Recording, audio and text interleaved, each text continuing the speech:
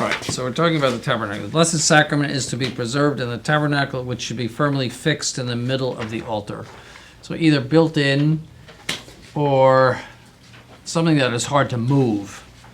That was, I heard, I never saw the decree, but I heard that Pius XI said it should be in the form of a vault, like a safe, because there were a lot of cases of desecration of the Blessed Sacrament during the in his reign. So that's why you saw this, like the round thing that was very heavy, almost impossible to lift. That came into vogue during the 1920s, 1930s.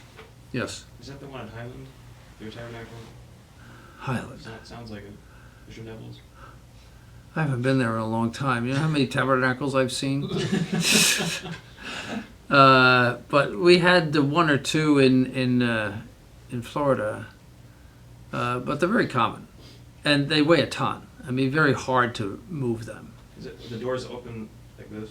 Yes, that's one way, but they usually do that, which is very convenient because you don't have that business where you bump into the ciborium. But some of the older tabernacles do not have that. See, it used to be that Catholic churches were open all the time. You could go into the church at 2 a.m. because nobody stole anything. You say no. Before the council, Father Costa told me that all the churches in Rome were constantly open. You could walk into any of those churches at any time. Now they close them all up, and as people would take the candlesticks. The morality of people has descended dramatically since, say, World War II. But even in the 50s, it was pretty high. I mean, I remember as a kid, you could walk into the church any time of the day. No one would think of taking candlesticks or desecrating the Blessed Sacrament. Yeah. I imagine there was always a sacristan around, though, right? No. That was life. People didn't steal things.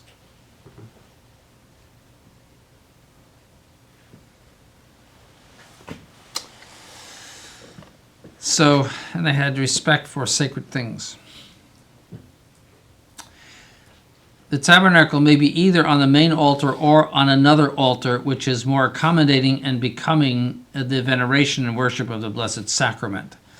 So, ordinarily it's on the main altar. It could be for some reason or other on a side altar, but not a Novus Ordo style where it's in a bread box or something stuffed into the wall. It has to be on an altar.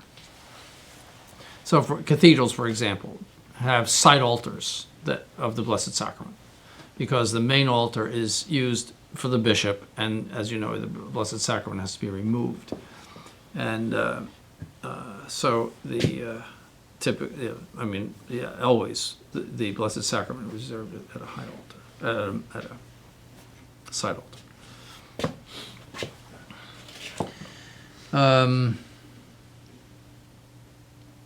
The Blessed Sacrament is not to be preserved on the choir altar. What they mean by that, I'm not sure. Nor on the main altar of cathedral churches. It has to be something to do with monasteries, it would seem. The tabernacle, according to there's a number here, according to the rule, ought to be made of wood, which is gilded on the exterior. So that's but then don't forget this is written a long time ago, so there are changes with regard to that. But Pius XI said something about a vault. The structure of the tabernacle may be round, square, hexagonal, octagonal, accordingly as the form of the church or style of architecture may demand. So there's nothing there that is determined. The interior decoration of the tabernacle, the interior may be overlaid with gold, or at least it should be lined with white silk. So either you have to put gold leaf on the interior, which would be very difficult to do. I don't know how you would do that. or line it with white silk. Now, silk, you see again, this was written before World War II. Silk became very difficult to get during World War II because it was all under the control of the Japanese. All of the silk areas were under the control of the Japanese. So then the synthetics came in. So now you have things that are like silk. You can still get silk to a certain extent, but it's very limited. It's very hard to get actual silk. If you look for it hard enough, you can get it. And then the type of silk, you see, for vestments are supposed to be made of silk too. But silk is almost impossible to get, especially for vestment silk. I saw some the other day for $500 a yard. Takes 4 yards to do a vestment. That's before you start. That's before the galloon. That's before the crosses. That's before anything else. That's just starting. See, and velvet used to be made of silk. Everything, that was just silk. You know? It was just common. Cotton was common. Wool was common. All of these natural fibers were common. Now, even cotton, linen. They used to make in the sails of ships out of linen. That's how common it was. Think of the British Navy before motorized ships. It was all linen. Those huge sails. That's a lot of linen. And that's all from a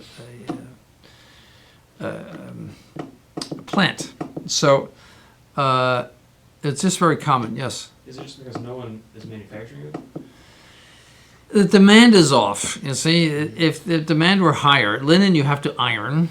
You know, it's high care. So it's nicer to have a surplus where you throw it in and you take it out and you put it in the dryer and it looks nice. It doesn't look nice. It looks like a synthetic mess. But it doesn't have any wrinkles in it.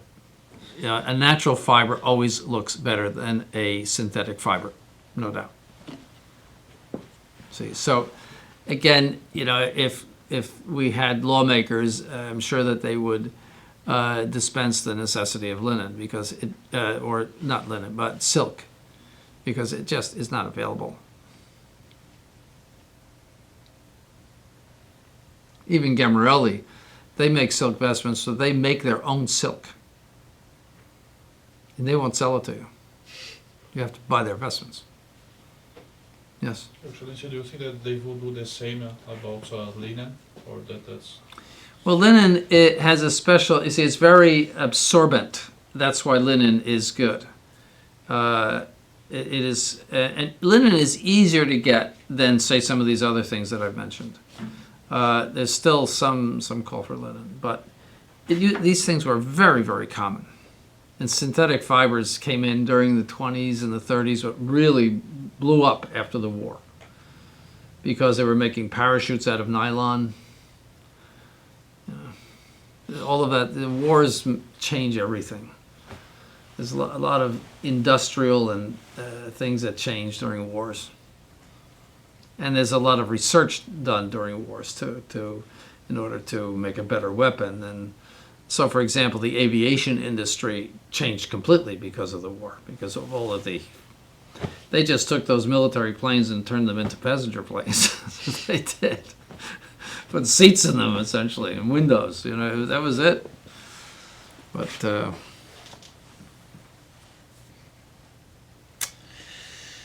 so, anyway, yeah, that's, you know, when you just read these things, you have to read them with a certain, how would you say, proviso that, you know, we're living in a time without these materials and also without the law to dispense them or to change the law. You see, but what we use for vestments usually is what you call a precious, something that is a precious cloth. So you don't want to use anything cheap.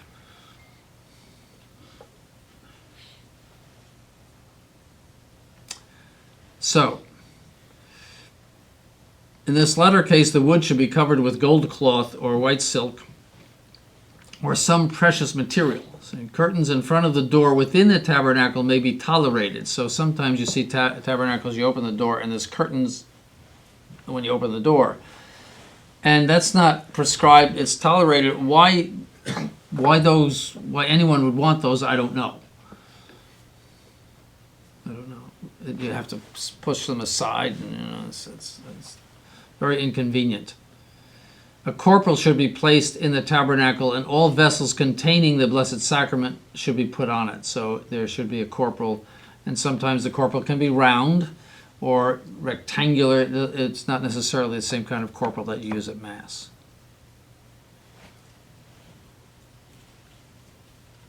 That is a linen piece of cloth that is blessed as a corporal. The sacred vessels which are in the tabernacle and contain the Blessed Sacrament should be covered with a white silk veil. Right, so just as you see, they should be covered. That's also true of the monstrance. So when they're being used, put out on the altar or whether inside the tabernacle, they should be covered in a little white cover. Again, the silk if possible, but not always possible. Now in France, if you put out something with a cover on it, they think that the Blessed Sacrament is present in it. I once did that. I thought I was doing a good job. They're putting out the ciborium in France. That means it's consecrated already. But they looked it up, and sure enough, that's the rule. But it's a custom in France that you only put the veil on when there's a consecrated host inside. So customs are different in various places. Yes. Your Excellency, so the rule is that it should be covered even if it doesn't contain the Correct. Yeah, that's the SRC.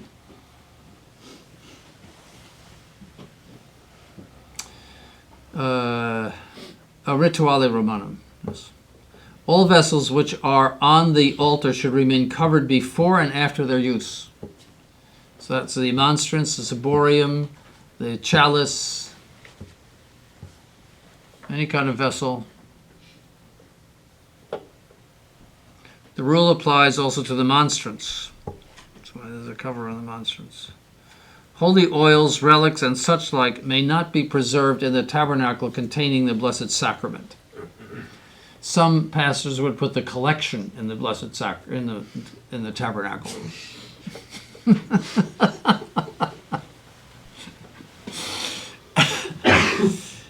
Or other things, that just valuable things they put in the tabernacle. Yes. God and Mammon. Yes. So you can't put anything else in there except the Blessed Sacrament.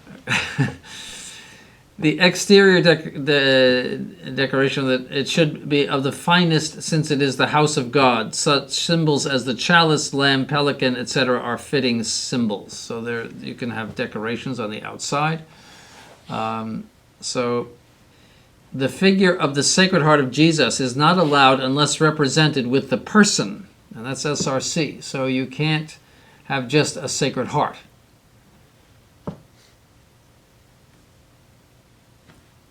Do you know why? No, I don't know why. And I don't know why it would be offensive. But it's commonly done. I mean, it was commonly done. That altar upstairs has a Sacred Heart on it, on the front. Well, are they In the sacristy. Are they speaking just about the tabernacle, or? Tabernacle, yes. Okay. But, and it's not forbidden for private use. In other words, to have a picture of the Sacred Heart without our Lord's person, that's not forbidden. But they don't want it on the tabernacle.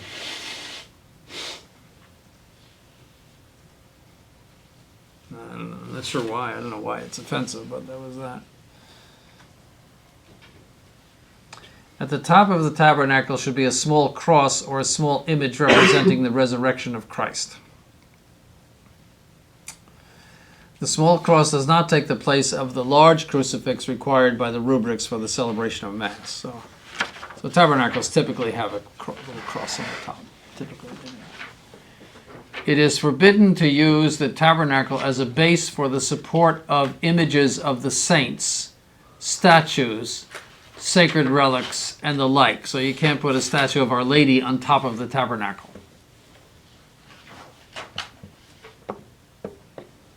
Such are not to be placed above the tabernacle. This rule applies also to the statue of the Sacred Heart of Jesus.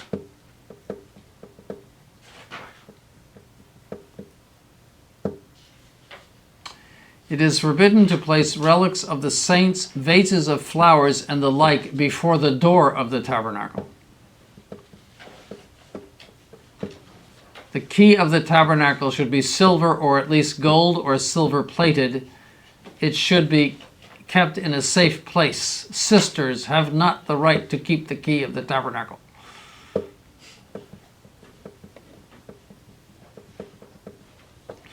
Right, so but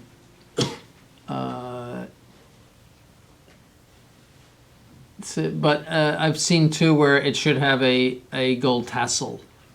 So, but I've never seen a gold or silver plated key. But if that's what it says, that's what we should do. We should get the silver plated or something. Yes. Could gold leaf a key? Sure, you could. Yeah. No, actually, the gold leaf holds up better than the plating. Would it mess with the teeth of the key though, so that it would? interfere with the Perhaps. locking? Yeah. It wouldn't cost much to plate a key in any case. But. Before the tabernacle may be used, it should be blessed, just like anything that holds the Blessed Sacrament. That would be true of a pyx, of a ciborium, of the custodia, that's what holds the luna. Anything that holds the Blessed Sacrament should be blessed. The formula for this blessing is found among the blessings reserved to bishops and those having faculties under Benedictio Tabernaculi. So again, the bishop of the diocese has power over all of those liturgical things. You should see that in the vestments. He's the one that has the power to bless, and he can give faculties. And typically they did, because he wasn't going around every parish and blessing all these things. But the idea was that you have a faculty to do it from him, because he's the boss of the Catholic faith and of all the liturgical worship in the whole diocese. He has the power alone to bless those things. So it shows the relationship between the bishop and the sacred liturgy, and the bishop and the priest, that the priest is merely the arm of the bishop, that's all. I mean, you're there at the bishop's good pleasure, talking about the bishop of the diocese. Yes? Because I noticed in the new rite of ordination, instead of calling the priest a helper of the bishop, he's called a co-worker. Which is interesting. Oh yeah, we're all equal, you know. Same thing. Yeah, co-worker. No, he's really zero without the bishop. I mean, he can't hear confessions without the faculties from the bishop. He can't preach. He can't say mass unless the bishop says so. I wouldn't call that a co-worker. I'd call that a slave.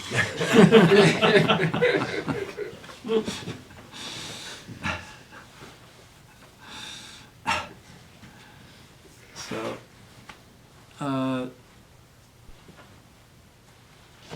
The canopy, the outer covering of the tabernacle is called the canopy. Its use is prescribed, and that's all the references, and custom is to the contrary is condemned. Right? I did read in one of the authors, and I forget who it was, that some tabernacles are of such a nature that you cannot put a veil over them. It's the older tabernacles. It's just not possible. Its use is required even in the case of it if the tabernacle is made of gold, silver, or any other precious material. Yes. Your Excellency, what page are we on? I don't think I have it. Page 81. Oh, yes, I don't have page 81. Oh, Oh, sorry, no, I do, never mind. yeah. Okay. All right. The canopy may be made of precious cloth, silk, or even cotton, wool, or linen. Interesting. The color of the canopy may be white or that demanded by the feast or season. So when you don't have anything else, you can make it white or gold. So if you don't have the other colors, you can always do white. That's a general principle. If you're lacking a color, you know, if for one reason or another, you can use white vestments.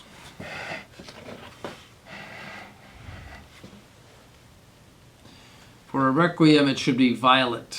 So you never put a black veil or any canopy on the blessed on the tabernacle. And if the Blessed Sacrament is present, the antependium should be violet. If you want to use a black antependium, which is very nice at a funeral, you have to take out the Blessed Sacrament. It's best to take out the Blessed Sacrament anyway, for a reason of people who would not treat it properly when they came into the church. It depends on who you have. Yes. So Your Excellency, if you have a red feast day and the priest just have let's say the white canopy, but he has the red vestments, he could use it. There's the red vestments and then the white canopy. You could. Oh, right.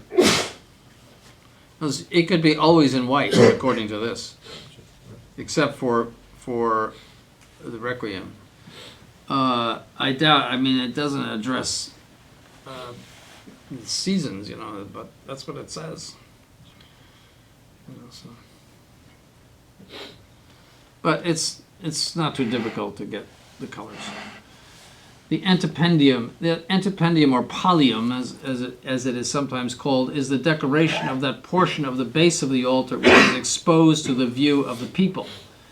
From what is mentioned in the Rubricae Generalis Missalis and in the Ceremoniale Episcoporum concerning the antependium, we may lay down the following rules as a guide for its use.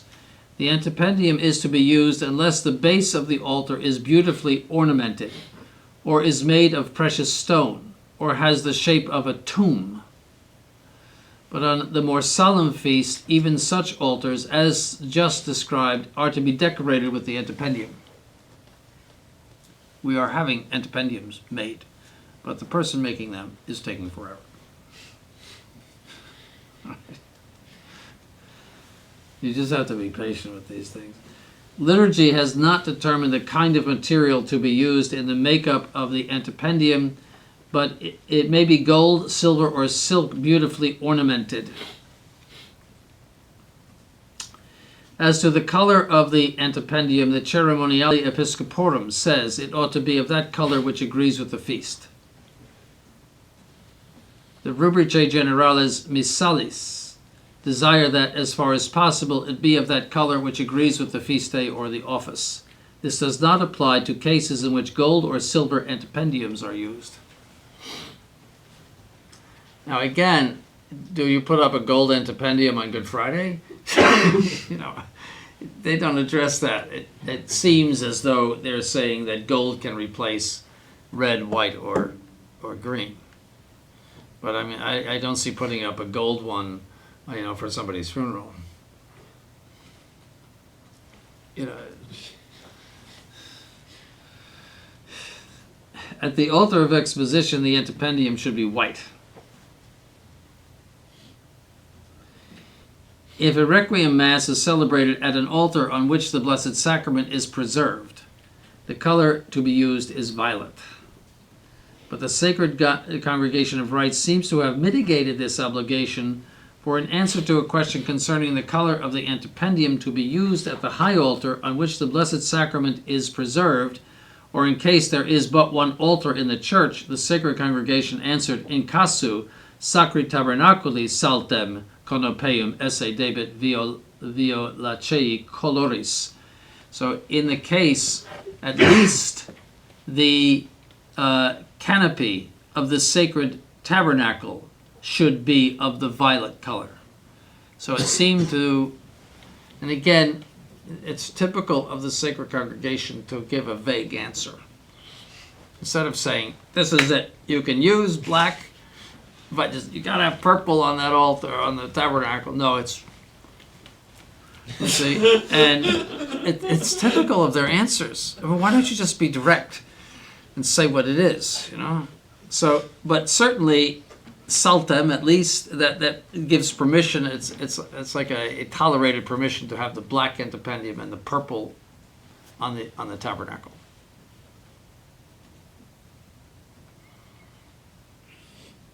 So you could get away with that. The black antipendium looks beautiful. It immediately, when people walk in, you know you're at a funeral. So you could do that based on that. The antipendium need not be changed if benediction immediately follows Mass or Vespers, and if the celebrant together with the ministers do not leave the altar. See, so if they go over to the cedilla and change, then you don't change the antipendium. But if they go back into the sacristy, then you have to change the antipendium. This rule applies in cases in which the Mass or Vespers agrees with the office of the day. So I'm thinking of how it would not, well, and maybe a votive Mass, like some sort of big votive Mass, it might not agree with the color of the day. If benediction is separated from Mass or Vespers, the antipendium must be changed. The ornamentation of the antipendium is left to good taste.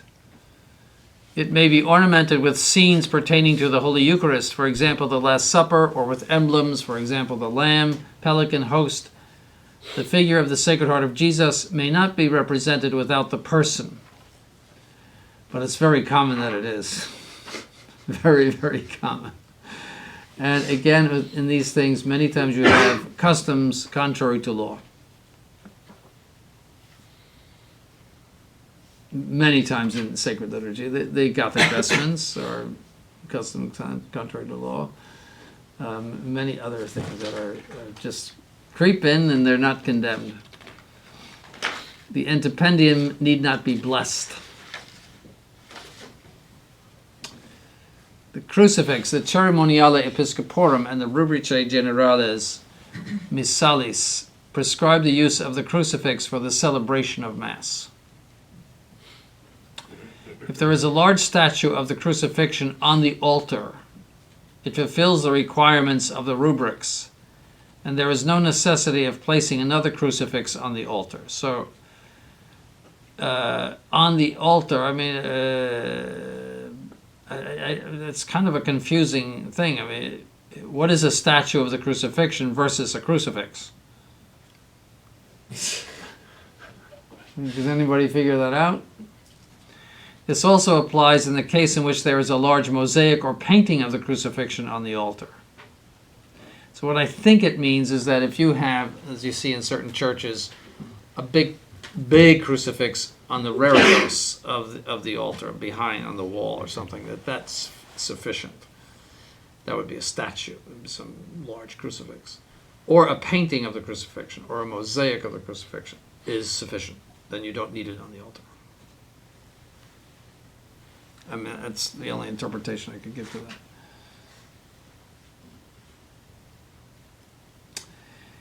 that. The crucifixion must be the principal figure if represented with other figures. So sometimes you have St. John and or Blessed Lady. That's a typical crucifixion scene, but the crucifix must be bigger and more prominent than they are.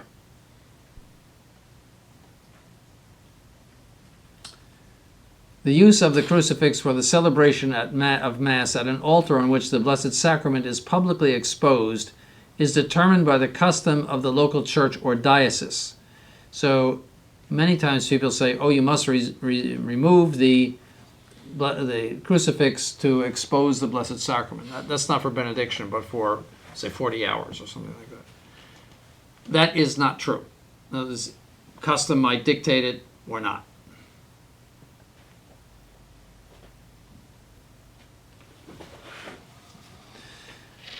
The material of the crucifix should be the same as that of the candlesticks, or where possible. Obviously, the rule is not so rigorous. Other materials may be used. So many times you cannot get the same set. You know, you might have or the crucifix that you want to use is very beautiful, and the candlesticks are not of the same. So that's not too rigorous. But,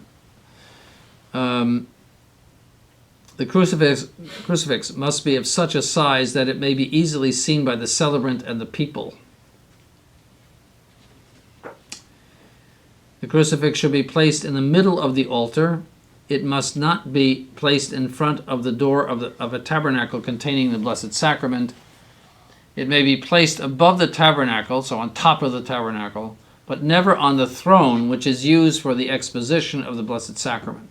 See, in some churches, you would have the crucifix and then something above that, which would be the throne for exposition. You can't put it in that throne and then take it out for the Blessed Sacrament. That's a very important rule. Now, you need a big church for that. In some churches, the throne was so high that you would have a little staircase behind the altar. So the deacon would take the Blessed Sacrament and go up the staircase and put it in the throne behind the altar. Yes. So, Your Excellency, if you go backwards a little bit, in the chapter of the tabernacle, it's saying that at the top of the tabernacle should be a small cross or a small image representing the resurrection of Christ. What about this? The main crucifix could be replaced by an image of the resurrection, as in the Novus Ordo No. churches? They're talking about the little cross that commonly you see on top of tabernacles. Yes. Or it could be a picture of a little statue of the resurrection. That's just the tabernacle, but the crucifix of the altar is a whole other thing. All right. So it doesn't follow the same principle. No. That's a whole other thing. That's Novus Ordo. See, Because I have entered in some Novus Ordo churches, and then they just replace the crucifix by an image of. oh no. Yes. Oh gosh, no. No, and I've never seen an image of our Lord risen from the dead on top of a tabernacle. I've never seen it in my whole life. All right, I don't know where he gets that, but that's just this little finial on top. You see, but the crucifix has to be very no. No, it was common though to put out a statue of the risen Christ in the sanctuary during together with the Paschal candle. That was not uncommon, but that has nothing to do with the altar. No, that you see, for the Novus Ordo, the crucifixion is negative theology. So you don't want to be negative. Yes. Then you even have, because in the Novus Ordo doubt crucifix, that actually you have the cross, but actually Jesus is not crucified, he's risen from the dead. Yeah, that was condemned by Pius XII. Oh, all right. He said that crucifixes have to show the suffering Christ. I see. But again, you see, that's to get the cross out of the church. And so you don't have a negative cross, you have a positive cross. Is that condemned for altars or in general? Because I've seen rosaries with a crucifix like that. That's modernist. Mhm. Do you see that? I mean, you have to change it. Right. Yeah. No, that's modernist. That never existed before the council. Right. Never saw that at all. No, that risen Christ crucifix. Ugh. It's modernist. Now this is interesting. The crucifix need not necessarily be blessed. Yes, SRC. Any priest may bless the crucifix. The formula to be used is that contained in the Roman ritual under benedictio, that should be imaginis. Imaginum, that should be. I don't have a pencil. Imaginum. just blessing of images. Now, when you do those, you have to know your Latin. If you're doing many rosaries, you have to change the formula into all of the plurals. You have to know your Latin. Now, in that card that I did for blessings, I do singular and plural to help those who may not be as, let's say, up on their Latin as they would like to be. All right? But there are many blessings where you have to change a lot of endings to fit the plural. Otherwise, you would have to bless every rosary separately. So when they come up, these people come up with a box of rosaries. They've been making rosaries, and there's 25 rosaries in there. If you don't know how to do it in plural, you have to do each one separately, and I'm sure you don't want to do that. So go over those ahead of time, even write out, if you need to do it, the plurals correctly. All right? And you also have to do that if you're baptizing many children at the same time. There's a lot of that in the baptismal. We're going to do a course probably next year on the administration of the sacraments, where you learn how to do all that stuff, the rubber baby business, and changing all of those to, because some things are said to each baby, some things are said in general.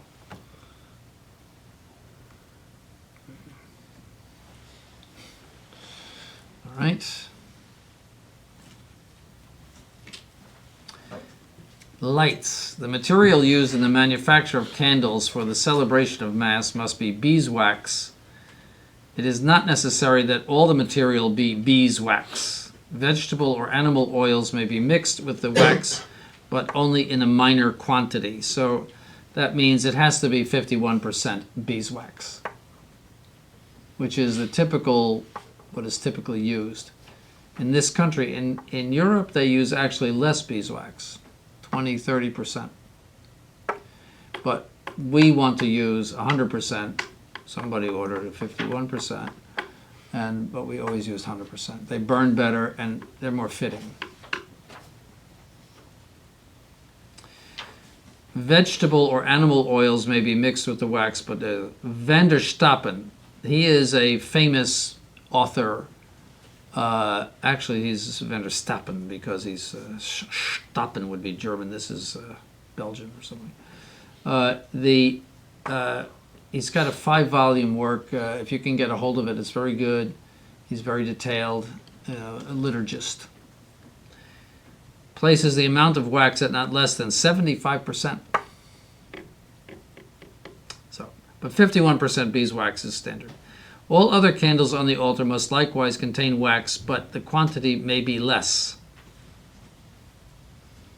which is interesting. See, so if you put other candles up, like decorative candles, you can use, Van der Stappen says 50% for those. So you shouldn't put up anything cheap. Candles made of stearin, paraffin, tallow, and the like may not be used on the altar. So now they make them out of, I forget what they make them out of, some garbage. In a strictly private mass of any priest inferior to the bishop, the number of candles is limited to 2. And for the bishop can say either a pontifical mass, or he can, a pontifical high mass, or he can say a pontifical low mass, or he can say a very private mass, which is what we all do. If he's saying the pontifical low mass, he gets 4 candles. Any bishop does. Yes. I think most of the wax blend candles are beeswax and then like stearine or paraffin. So is the sense that you can't use those, or that You can if it's 51%. That's SRC. In other words, most of it is beeswax. Well, it's not saying that you can use 51% beeswax, but the rest has to be a vegetable or animal oil. Like 63, it says vegetable or animal oils, and then 65, it says stearine or paraffin may not be used, but do they mean 100%? Unless there was, don't forget this is the 1930s. Mm-hmm. So unless there was some, that's almost 100 years ago. there may have been some legislation since that time. But commonly, the 51% beeswax and the paraffin were common in common use even before the council. It may have changed during World War II again, or for certain countries. So the Europeans don't even get 51%. And that may have changed during the war. I mean, they went through a lot of troubled time during the war. And they may have used beeswax for some war ammunition or who knows what, you know. It may have used it for something. Is that why you see those they're fake candles? Like aluminum painted and then you change out the little at the Yes, those are tolerated. Those are tolerated. And then the decoration on candles, apart from the Paschal candle, is reserved to the Pope. So you can't, Paschal candle is very decorated, that's everybody. But for altar candles, to have decorations on them, just like the Paschal candle, is reserved to the Pope. So if you use those, we are going to suspect that you might be a Pope. Yes. So, Your Excellency, in a solemn pontifical mass, it says that the bishop can have his coats, no, on the candles, coats of arms. I have Where did seen you read that? before. Well, I have seen that before. That doesn't mean anything. The fact that you have seen it, that doesn't mean that it's necessarily legal. I don't know if it is or not. I just know that decorated candles are reserved to the Pope. Like the Paschal candle with the flowers and all the decorations on it. There has to be some things reserved to the Pope.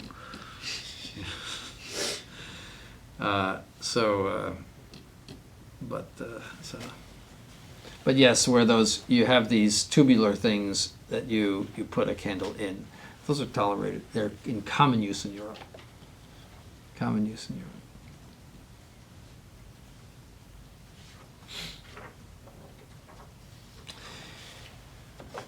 And only the ordinary gets the 7th candle.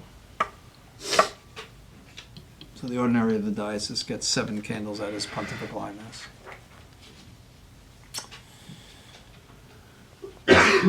In low masses, which are not strictly private, so for the bishop at the what I call the low mass, he can only have 2 candles, just like a priest.